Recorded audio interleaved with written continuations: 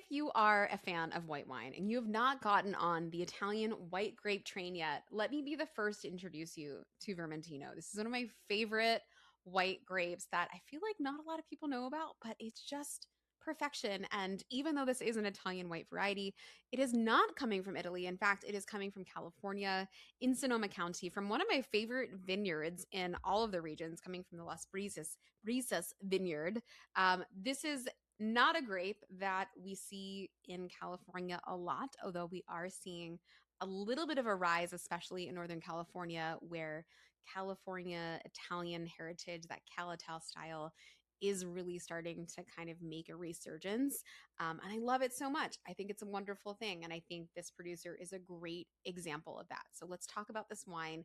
100% Vermentino, only 100 cases produced of this wine, so very small production, and all done in stainless steel. So not a lick of oak. So if you're someone who loves varieties like Sauvignon Blanc, if you love Albariño, if you love really crisp, lovely aromatic whites, Vermentino is definitely a grape that you should know about because it has all of the things that we love about that, but it often has a little bit more weight and texture.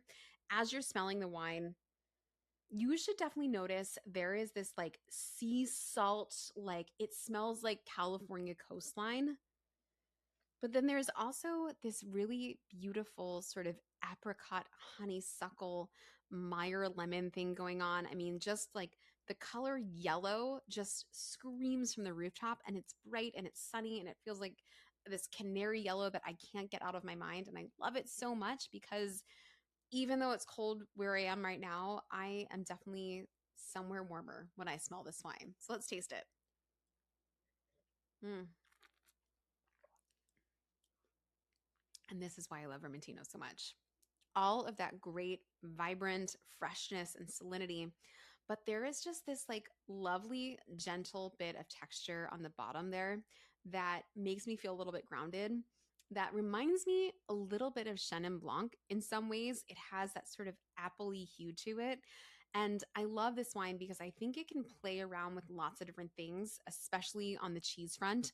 If you're a cheese lover like me, this can really run the gamut between your soft, fresh cheeses all the way to something that is really kind of ripe and aged, maybe has a little bit of nuttiness to it.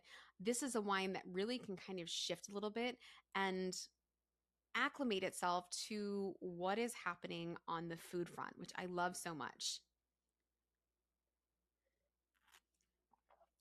For my Chardonnay lovers, this is going to remind you a little bit of an unoaked Chardonnay. I think it has a lot of the qualities that we love about Chardonnay in the way of those apples. But because this is being done in stainless steel, because there is absolutely no French oak on here, no oak at all, this is a wine that really drinks clean and crisp and vibrant and lets the fruit show through.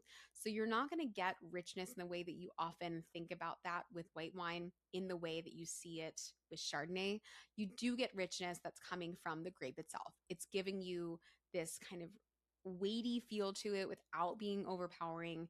It's just giving you enough to stand up to food, to give you something that feels a little bit more than you normally see from a white wine, but not enough for you to feel overwhelmed by it. So yeah, super excited to be drinking this and sharing this with you guys. I hope you love it as much as I do. And I hope that if you're somewhere cold like I am, it is bringing you sunshine in a glass and making you feel like you're somewhere warmer. Cheers.